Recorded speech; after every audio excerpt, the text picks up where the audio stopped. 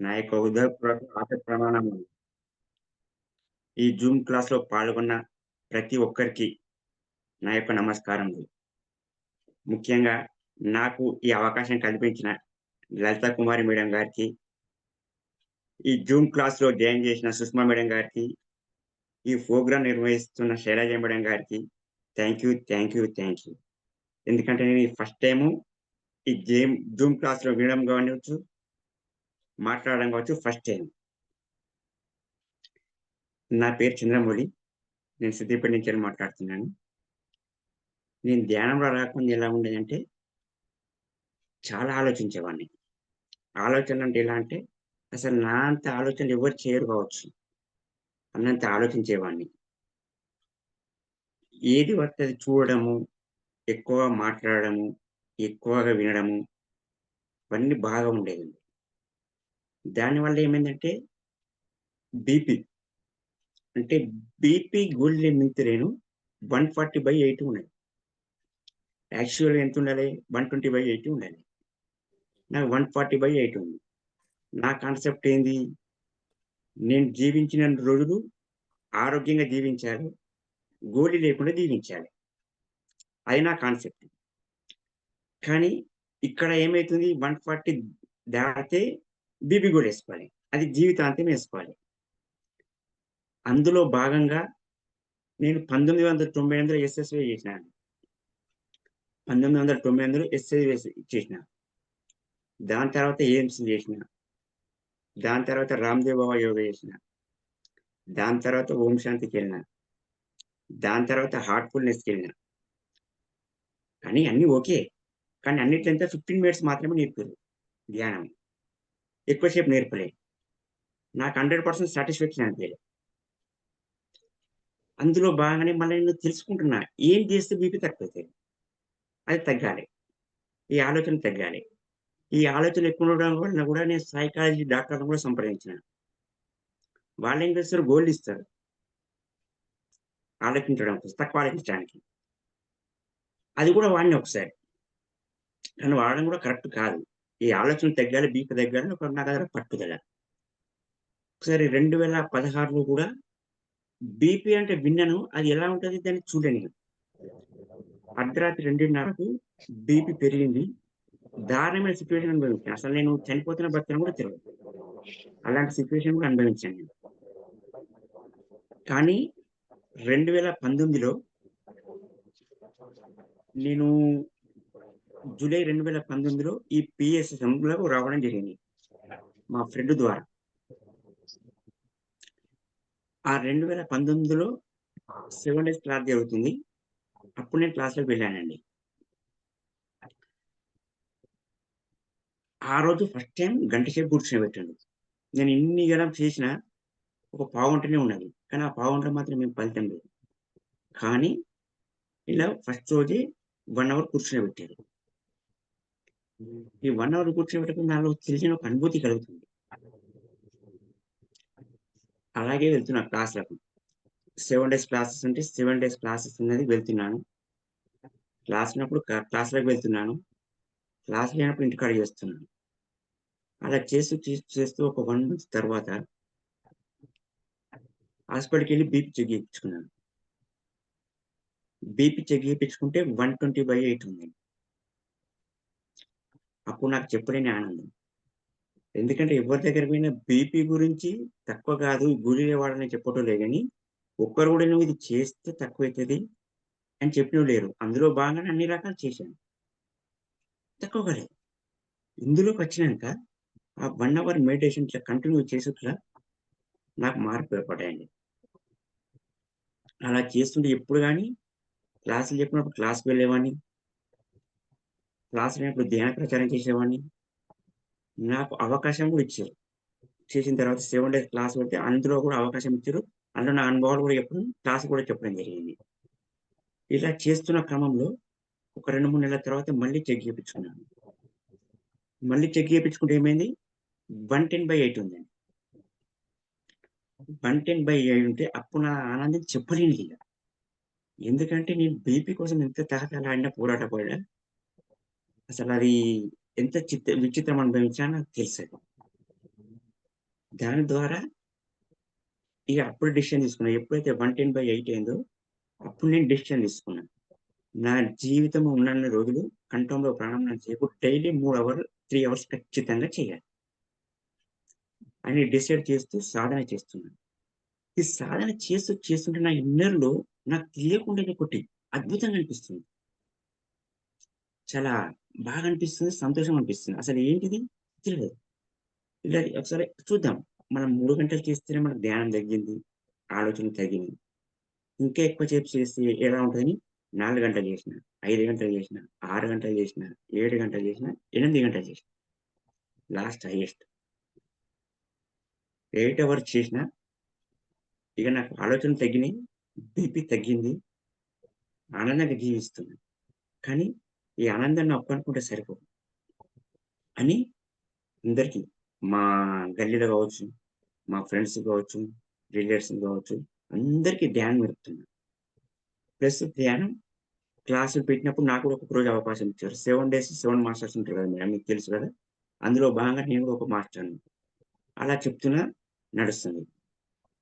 మళ్ళీ నేను క్లాసులు చేసినప్పుడు ఒక మాస్టరు ఏం చెప్పిండు, "మీరు టెంపుల్స్ కూడా చేయండి.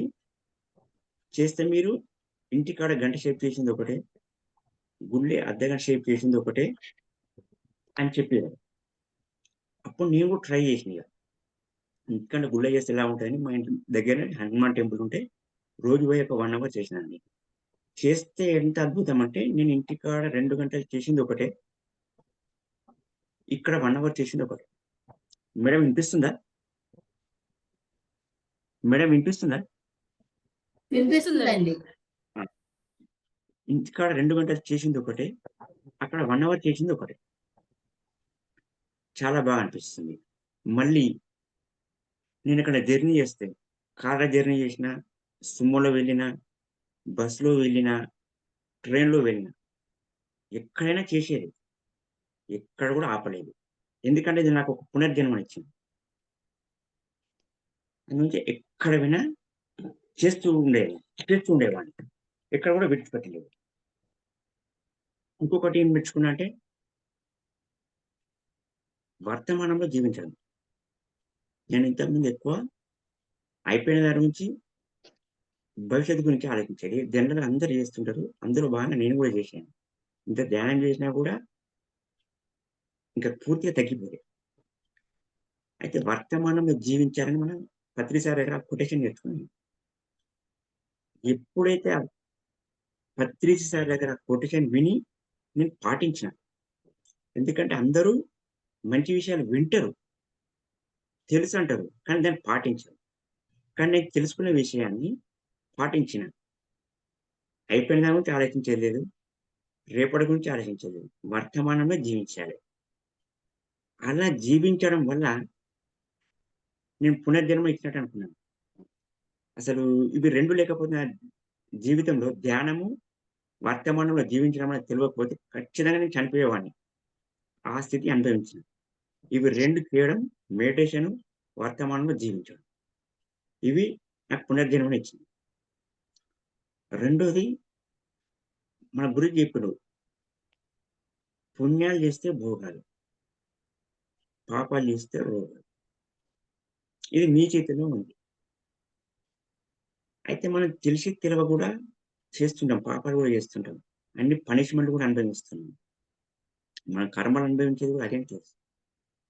కానీ ఇది తెలుసుకున్నాక మొత్తం పుణ్యాలు అంటే మనం మెడిటేషన్ క్లాస్ చేయడం కావచ్చు, లేకపోతే ధ్యాన ధర్మాలు చేయడం కావచ్చు, సేవా కార్యక్రమాలు చేయడం కావచ్చు. మన వల్ల ఏది మంచిదైతే ఎదుటి వ్యక్తికి ఉపయోగపడాలి. అలాంటి పనులు చేయడం వల్ల మొత్తం మనకు ఒక ఆనందం అనిపించింది. ఇంతకుముందు ఏముంటుండే భయాలుంటుండే,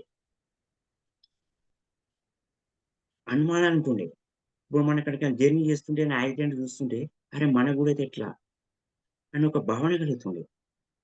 ఎప్పుడైతే ఈ పుణ్యాలు చేయడం నేర్చుకున్నామో, ఆ అనుమానము, భయము అంతమైంది. ఎందుకంటే నీ లోపల పాపం ఉన్నప్పుడే నీకు భయాలుంటాయి. ఆ పాపమే లేనప్పుడు, పుణ్యాన్నప్పుడు నువ్వు దేనికి భయపడాల్సిన అవసరం ఉన్నది? ఏదీ లేదు. సో, ఎప్పుడు పాజిటివ్ థింకింగ్. ఎందుకంటే నెగెటివ్ ఆలోచిస్తే మనలో నెగెటివ్ హార్మోన్స్ రిలీజ్ అయితాయి. అప్పుడు టెన్షన్, భయం, ఆందోళన అన్నీ జరుగుతుంటాయి. అదే పాజిటివ్ ఆలోచిస్తే పాజిటివ్ హార్మోన్స్ రిలీజ్ అయ్యి ఆరోగ్యము, ఆనందము, సంతోషము ఇవన్నీ అనుభవిస్తాం. ఎప్పుడైతే మనం మంచిగా పుణ్యాలు చేసుకుంటూ వర్తమానంలో జీవించడము, పాజిటివ్ థింకింగ్ చేయడం వల్ల నాలో అనుమానము, భయము అన్నీ తొలగిపోయాయండి. ఇప్పుడు ఎంత రిలాక్స్‌గా అంటే అంత రిలాక్స్‌గా జీవించగలుగుతున్నా, ఆనందగలుగుతున్నా. ఇంకొకటి మన మాస్టర్స్ నాకేం చెప్పిర్రు క్లాస్‌ల మనకెప్పటికి మన మాస్టర్స్ ప్రొటెక్షన్ లెక్కుంటారు. మనకు ఎప్పుడు ఏ అవసరం ఉన్నా వాళ్ళు మనకు హెల్ప్ చేస్తుంటారు. నీకిది అవసరం ఉంది అనుకుంటే మనం మాస్టర్‌ని ఇన్వైట్ జేయాలి. ఖచ్చితంగా హెల్ప్ చేస్తాడు. అందులో నేను ఒకటి చూసినా. ఇప్పుడు మామూలుగా మనం ఎక్కడికైనా ఊరికేస్తే బస్ స్టాండ్‌కెళ్తాం. అక్కడ 1 అవర్ అయితుంది. బస్సు వస్తలేదు. అప్పుడు నేను చేసిన మాస్టర్స్ నేను ఊరికి తొందరగా ఎళ్ళాలి. బస్సు రావాలి. బస్సు రావడం గాదు నాకు సీట్ గూడా దొరకాలి అని కోరుకునేవాడిని. కోరుకున్నాక 5, 10 నిమిషాలే బస్సు రావడం జరిగింది. అదొక పెద్ద నాకు అనుభవం. బస్సొచ్చింది. బస్సులెక్కిన. బస్సులెక్కిన అంతా స్టాండర్డ్‌గా ఉన్నది. ఫుల్ ఉన్నది. అరె! నేనేంది బస్ కావాలనుకుంటే కోరుకున్న బస్సొచ్చింది. కానీ సీట్ గూడా కావాలని కోరుకున్నా గదా! అని ఇట్లా చూస్తుంటుండే. అక్కడ ఒక ప్యాసింజర్ లేచి కూర్చోండి అని నాకిచ్చి వెళ్ళినాడు. అంటే ఇలాంటి సందర్భాలు ఎన్నో ఉన్నాయి. అంటే మనం మార్చాలని కోరితే ఏదంటే హెల్ప్ చేస్తారనేది అందుకు ప్రాక్టికల్ నిదర్శనం నేనే. రెండోది కొన్ని మిరాకిల్స్. కొన్ని మిరాకిల్స్ జరిగినాయి. ఆ మిరాకిల్స్ ఏందంటే నేను ధ్యానం చేస్తున్నప్పుడు నాకు దోమలు కుట్టడం మొదలుపెట్టింది. దోమలు కుట్టడం మొదలుపెడితే అసలు నేను ఏం చేయాలో అర్థమైతలే. డిస్టర్బ్ అయితున్నా. నేను రోజు ఖచ్చితంగా 3 గంటల సాధన కంపల్సరీ చేయాలి. ఇవి డిస్టర్బెన్స్ చేస్తుంది. ఏంటిది? అని ఒకసారి వాడితోని మాట్లాడదాం అనుకోని మాట్లాడినవాడిని. ఇదొక నాకు వండర్‌ఫుల్ ఎక్స్‌పీరియన్స్. దోమలతోని ఏం మాట్లాడానంటే, నేను ధ్యానం చేస్తున్నా. నా తిరుగు రాకండి. నేను మీ తిరుగొచ్చినా మిమ్మల్ని ఏమనన్నా ఏమనలేదు. మరి మీరు నా తిరుగెందుకొస్తుర్రు? నా నాకెందుకు డిస్టర్బ్ చేస్తుర్రు? అని వాడితోని మాట్లాడాను. అయితే నేనేమన్నా, నేను శ్వాస మీద ధ్యాస పెట్టి ధ్యానం చేస్తున్నా. నా మనసు ఎక్కడికో పోయిందనుకో, అప్పుడొచ్చి మీరు కుట్టండి. కుడితే నేను మళ్ళా నా మనసుని తీసుకొచ్చి నా శ్వాస మీద పెడతా. అనుకోని కూర్చునండి. ఒక 5, 10 నిమిషాల్లో అసలు నా తిరుగులేదు. అవి రానే రాలేదు ఇంతవరకు. వస్తాయి. నా పక్క పొంటి చెవుల పొంటి జువ్వుమని తిరుగుతుంటాయి. అంటే నేనచ్చినా మీరు ఎక్కడికెళ్ళొద్దు మీ మనసు శ్వాస మీదనే పెట్టాలి అని నాకొక హింట్ ఇస్తున్నాయి అవి. అది ఇప్పటికొక 5 ఇయర్స్ అండి. నేను 2019లో రావడం అనేది 6 ఇయర్స్ దాటుతుంది. ఈ మిరాకిల్ జరిగి ఒక 5 ఇయర్స్ అయితుంది. అప్పటినుంచి కూడా వస్తాయి. కానీ నన్ను కుట్టాయి. ఎప్పుడైతే నా మనసు ఎక్కడికో బయటకి పోయిందనుకో అప్పుడచ్చి కుడుతున్నాయండి అవి. అప్పుడు నాకు అర్థమైపోయింది. ఆ! నా మనసు ఎక్కడనో పోయింది. ఇవి కుట్టినాయి. అప్పుడు మళ్ళా నేను శ్వాస మీద ధ్యాస పెట్టడం జరుగుతుంది. ఇదొక వండర్‌ఫుల్ ఎక్స్‌పీరియన్స్. ఇది మన పత్రిజీ పెద్ద కూతురుతోని గూడా నేను షేర్ చేసుకున్నాను. అయితే మా దగ్గర ఇక్కడ మరపడగ అనేది ఉంటది 10 కిలోమీటర్స్. అక్కడ పిరమిడ్ ఓపెనింగ్‌కి వచ్చింది మేడం. అప్పుడు ఓపెనింగ్ కాగానే అందరూ ఇట్లా స్టేజ్ మీద కూర్చున్నాక మీ అనుభవాలు మాట్లాడండి 5, 10 నిమిషాలు అని చెప్పారు.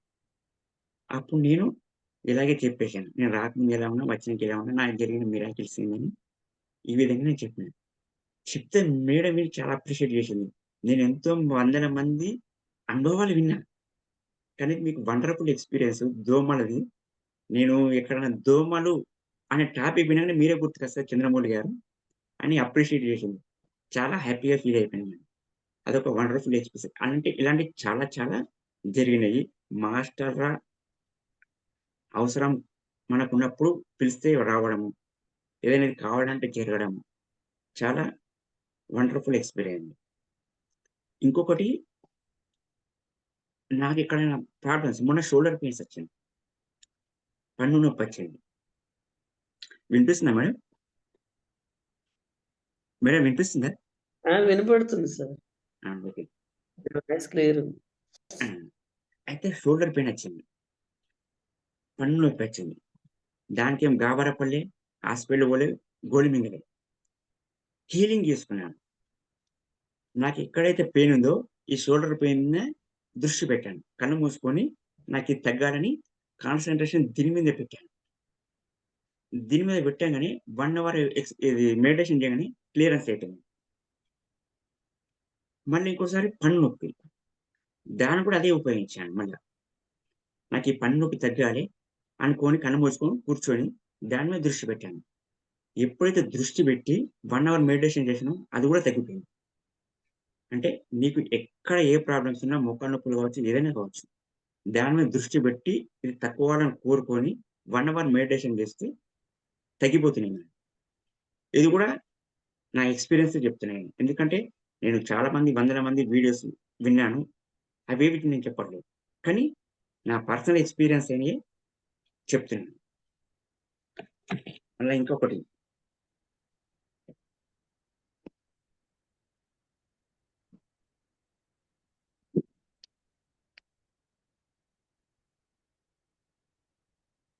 నేను ధ్యానంకొచ్చిన తర్వాత ఇది ఇప్పుడు ఎట్లయిపోయిందంటే అవసరం ముందే మాట్లాడడం, అవసరం ముందే ఆలోచించడం, అవసరం ఉన్నదే వినడం. ఇవి పాటిస్తుంది. రెండోది ఎప్పుడు ఎరుకతో జీవించాలి అని మన గురువుగారు చెప్పారు. దాన్ని కూడా నేను పాటిస్తున్నాను. ఎందుకంటే చాలా తగ్గినియి. అవసరం ముందే ఆలోచించడం, అవసరం ముందే మాట్లాడడం, అవసరం ముందే వినడం. లేకపోతే ఎప్పుడు ప్రశాంతంగా ఉండడం నేర్చుకున్నాను. ఆ ప్రశాంతంగా ఉండడం వల్ల నా ఇన్నర్ లోపల ఏదో ఒక డెవలప్‌మెంట్ అద్భుతం అనిపిస్తుంది. ఆనందం అనిపిస్తుంది. మళ్ళీ ఎరుకతో జీవించడం. ఎప్పుడు ఏ పని చేస్తే ఆ పని మీద 100% పని చేయడం. అది ఎరుకతో జీవించడం. దాని వలన కూడా 24 అవర్స్ మెడిటేషన్ అని చెప్పారు మన గురువులు. అది కూడా నేను ఎరుకతో జీవించడం నేర్చుకున్నాను. మళ్ళీ ఎప్పుడు పాజిటివ్‌గా ఉండడం, అవసరమైతే ఆలోచించడం, ప్రశాంతంగా జీవించడం నేర్చుకున్నాను. సో, మొత్తం మీకెళ్ళి ఇళ్ళకచ్చినంక నా జీవితం టర్నింగ్ పాయింట్ అయింది. ఎందుకంటే నేను ఇవన్నీ చేసి మన పీఎస్‌ఎంలోకొచ్చిన. పీఎస్‌ఎంలోకొచ్చాక 100% రిజల్ట్ దొరికింది. ఇందులో ఉన్నాను. ఇక మళ్ళా వేరే ఏ సంస్థలో కూడా తిరిగి చూడలేనట్టు. అందుంచి ఇది నాకు వండర్‌ఫుల్‌గా అనిపించింది. ఇందులో నేను చేస్తున్నా. ఆనందంగా, ఆరోగ్యంగా జీవిస్తున్నా. ఇవి నాకు గుర్తున్న కాడికి చెప్పినా మేడం. నాకు ఈ అవకాశం ఇచ్చినందుకు థాంక్ యూ.